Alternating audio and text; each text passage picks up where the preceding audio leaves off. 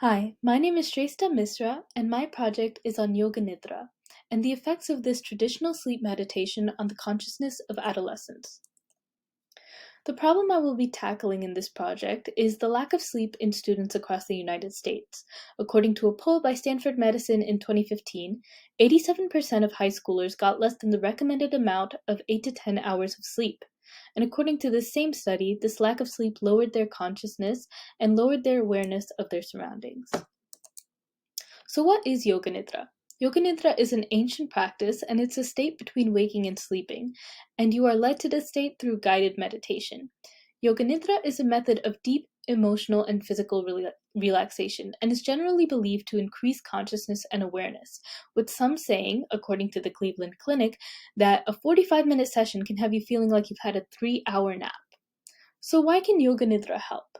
If I could prove that Yoga Nidra does, in fact, increase consciousness and awareness for adolescents, it could be a beneficial practice for schools to implement to ready students for the day if they haven't slept an adequate amount.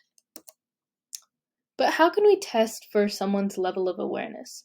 Well, according to a study published in Psychological Science, visual illusions can prove how much a person is aware of at a given moment, because our vision focuses on a certain field and crowds everything else to its peripheral vision. For example, in this image below, if we focus on the plus sign really hard, it could be hard to make out the letters to the right, JRWTS, because of this crowding that happens in the peripheral vision.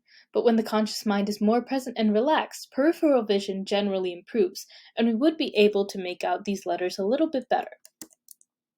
So this led me to form my hypothesis. If adolescents between the ages of 10 to 12 were given an optical illusion to decipher, and then were asked to follow a 5-minute session of Yoga Nidra, then after following the session, they would be able to decipher the illusion better, because their level of awareness would have risen.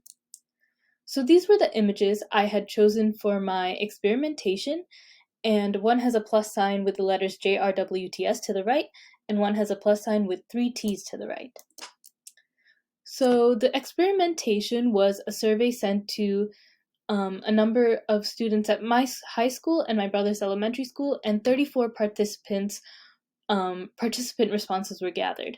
So first, the participants were asked their age, then they were asked to interpret the 2 visual illusions, then they were asked to follow the video of Yoga Nidra, and finally, they were asked to interpret the same 2 visual illusions again. So this was the general age distribution throughout the participant responses.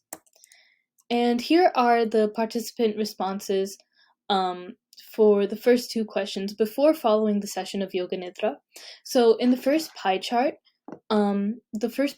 pertains to the image with the plus sign and JRWTS to the right, and generally participants could, when they focused on the plus sign, could generally make out less than the 5 actual letters that were there, with the majority of participants interpreting only 3 or less. And the next question pertained to the image with the plus sign and the 3 T's on the right. And generally, participants could make out 2 or 1 of the T's to the right, which was less than the actual 3 that were there. So this was the video participants were given to follow. It's a 5-minute session of Yoga Nidra.